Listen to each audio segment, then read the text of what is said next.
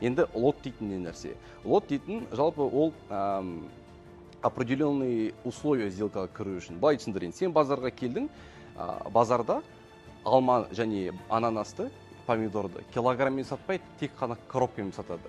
Яғни әр продукцияның өзінің коробкасы бар. Алмаға келетін болсақ, бір коробка алмада 10 штук алма бар. То есть сен сауда жасасаң, либо бір коробка, 2 коробка, 3 коробка алма ғана сатып аласың. То есть килограммда штукта аламайсың.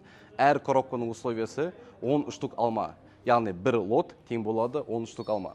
Енді сен ананасқа бардың. Ананасқа барсаң, бір коробканың ішінде 3 ананас бар. Соответственно, ананаспен сауда жасау үшін бір лотта сенде тікелей 3 ананас жүреді. Айтын келіп тұрғаны, алтында, евро-доллар, АУД-НЗ-ді, АУТК, то есть әртүрлі валютный параның бағасы әртүрлі болған соң, олардың бір лоты әртүрлі сумма болуы мүмкін.